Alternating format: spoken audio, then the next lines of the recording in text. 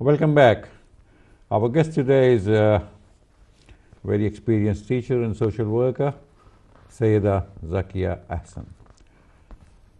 We were talking about the problems that parents can face if they don't have a very calm and quiet atmosphere, homogeneous atmosphere at home that can produce children who will be looking outside and outside for trouble. Syeda Zakia, I was talking about that when this teenage, it in itself, it is like a very difficult age. The body is changing, opinions are changing, and now with so much of openness in the society here I'm talking about, and the availability of telephones and mobiles and internet and for children, see all the toys they can have, electronic toys. See. Do you think that it is helping us to bring the society together, to bring the family together? I see 4 children sitting side by side, but they are playing, fidgeting with their telephones, you see. And it does not seem to me, it does not seem to bring people. It's like when television was invented, they say that it was a plug-in drug. You plug in, everybody will come to the room and in the living room, and everybody will watch the same program. For a time, it did. But then when televisions became cheaper, everybody had his own television in his own room, and they were watching different. Mother was watching soap, and father was watching football, and children were watching Disney. See, so how do you see that? Well, one of the areas which we have in this training program is rites of passage. And we emphasize to parents that the rites of passage is very, very essential to imbibe in your children from the time they are little, you know, the cultural rite of passage, religious rite of passage. So as they are growing up, if you can imbibe those values, your cultural values, your religious values, your literary values into your children, and then when they grow up like that, then I don't think a child will ask her parents to buy her a pair of sneakers for 500 pounds. I think the child will be happy with a 50-pound sneaker, because it's not important to buy what your friends are wearing. So they usually do it out of peer pressure. Right. They tell their parents, and if the parents don't give it to them, then they join a gang. And then when they join a gang, they get the money by unfair means, and then they buy what they need to buy. But if a child is brought up from the early years to teenage with the right values, then I don't think it can be a very big problem. However, you mentioned technology like the telephone and other gadgets, which I've seen even adults. You mentioned children. I have even seen adults at a gathering looking at their phones and not talking. And that's because of technology. So technology has its detrimental effects. However, technology has made life better to monitor where your child is, you know, for example. He can switch it off. He can, but then he'll be reprimanded for that, and then tomorrow I won't let you go out. So that can happen. So it has, to some extent, it has its good and bad side. It has made life slightly easier, but I think it has more detrimental effects than the good side. Because we didn't have mobiles. How did our parents monitor us? We didn't have tablets, but we did our homework. So I think too much of comfort, too much of comfort is perhaps making them less social. So social rite of passage is again another thing we tell the parents to do. Take your children out, make them participate, make them have role models. They can have an aunt who is a role model or an uncle who is a role model. Keep them close-knit. Family outings, family gatherings are very important. Eating together is very important. True. Because in very few families now people sit around a dining table and eat. And we learnt much of our history from our father, who talked about our Prophet, peace be upon him, and he talked of Lenin and Stalin and Mussolini in the dining table. So it helps when you're together, you know. So that's another thing we teach: eat together, go out together. So I think on the whole, the techniques can help them to a great extent that But we you deliver. You did touch upon education, isn't it? When you talked about, I learned it from my father, you see. Yes. But then we expect that all fathers are well informed, you see. Yes. In actual fact, or probably in real life, it is not so, not always, you see, because not everybody has not had the same amount of facility and the opportunity. So we want to make and develop a group of fathers who will be well read, and then they will rear children who are well read, and they will have children, so it continues, you know. So it's like a long rope. So we want to start with the beginning of the rope, right, and then carry on. Let's talk about the Bangladeshi diaspora in this country. See. We expect our children to speak Bengali. I have often been asked, do your children speak Bengali? And I say, yes, they do sometimes, and they understand more than they can speak. And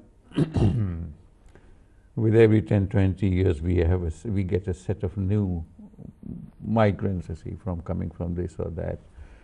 Right now, we have people coming from European countries, yes, because of whatever reason. And they're coming, they're fresh, so they would like to retain their culture. See. Think of the Indians who have lived in Africa for a long time. See. Their connection with their own culture is Bollywood. That's it. At every assembly, every meeting, every party, they would listen to Muhammad Rafi. See. And until 1970, they're stuck there. See. Beyond that, they do not know. They don't want to know. Is it going to happen with us too?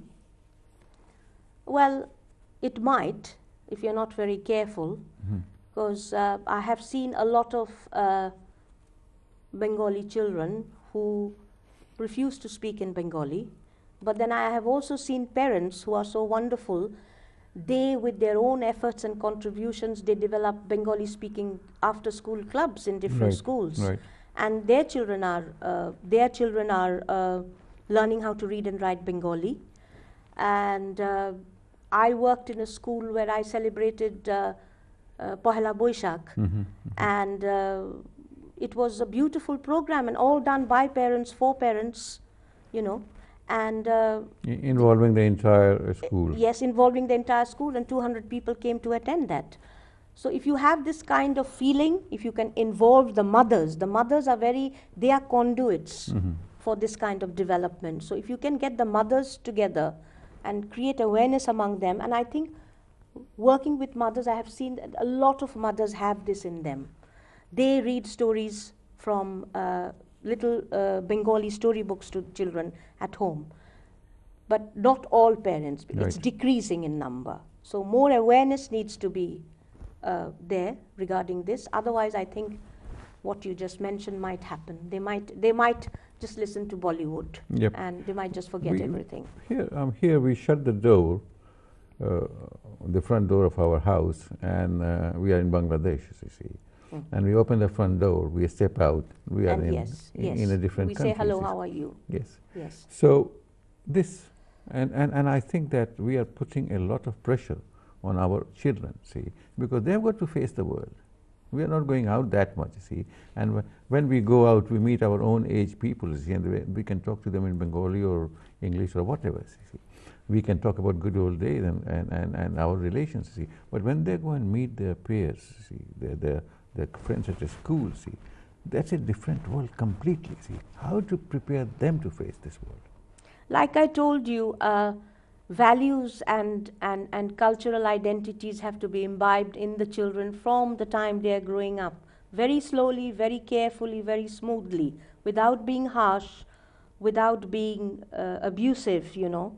I have seen Bengali girls in this country who have gone to the biggest universities, and yet in their mehendi, they are wearing a beautiful sharara and talking to everybody in Bengali.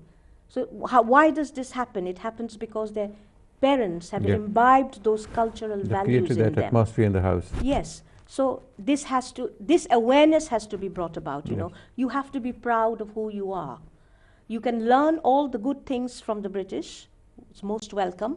But then you have so much goodness in your culture. So one of the things we teach is be proud of who you are. Celebrate your culture, you know. You don't have to feel shy to say that I'm covering my head. You don't have to feel shy to say that I cannot speak very good English. It's not my language.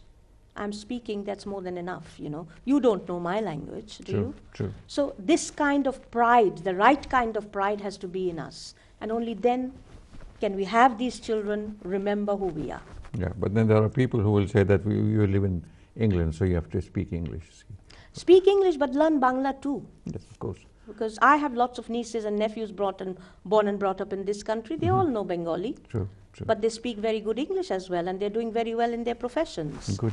So that's this the whole balance idea. has to be there. Yeah, that has to be. That Yes. is what my worry is, how to achieve that balance. You see. Well, this is hypothetically, probably it is possible. You see, in every household, do this, and then go on ticking. I've done this. I've done this. I've done this. But is it going to work out 100%? no, it won't. No. But will work to us.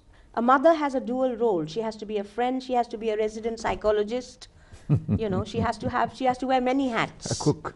A cook, a psychologist, A a nurse. friend, a mentor, you know, a counselor. A mother is so special, you know, and even in our religion, they say heaven lies at the feet of your mother. And they say that because there's a reason. There is something about that. I learned it from somewhere that this is a weak hadith. This is not in the Holy Quran. That under the feet. This is a weak hadith. It's not in Sahih Bukhari or Sahih Muslim or something like that. That's what I have heard. You see. Perhaps it's not there. Yeah, however, but the concept is there. Yeah, but however, the role of the mother is I think is divine. Yes, It's divine, it and so is is the role of a father. True. I'm sure. I would love to hear that. What are your other projects right now? Writing, Well, editing. I do a little bit of writing now. I You're don't. also involved in the Commonwealth thing. Yes, I am involved with a charity which is 94 years old, and we offer financial assistance to secondary school girls in Commonwealth countries based on merit and need. And I've been working for this charity for 20 years now. I also edit their quarterly newsletter. And so that's one of the things I'll be more involved now that I'm retired. And the other project I'm working now, it's in its initial stage. There is an Asian university for women in Chittagong, and which is run mostly by American funding. So we have a lot of those girls who have done their graduation, and they're now in UK, and they're studying in Oxford, Cambridge, and other universities. So the pilot project which we are planning to start next year is going to be a 2-year pilot project, where this project is called Speak Up, because it's a project on empowerment of women, mostly on public speaking, because it doesn't matter how educated you are or which university you go to, if you cannot sell yourself, if you cannot speak, you're not going to find anything for yourself in the world. So it's an empowerment project, and a lady called Lady Judy Moody Stewart, she is trying to get funding for this, and we're working very hard so that things can happen. And I'm going to visit this Asian university in, inshallah, this November to kickstart some work. Great. Just we are at the fag end of the program. Within 30 seconds, can you say something to our viewers about how to look after their children and make them ready for the challenging world? Well, I think as parents you are very special. So like I mentioned, you have to play a multiple role with compassion, with love, with advice. Be a counselor, be a resident psychologist, be a mentor, be a friend, and be calm. That is the route to all success. Thank you very much. It was a pleasure having you. Thank you for having me. It's been a pleasure. Thank you. Thank you, viewers, for being with us, and I hope that you have enjoyed the show as much as we have. Same time, same channel next week with another distinguished guest. Bye for now. Take care.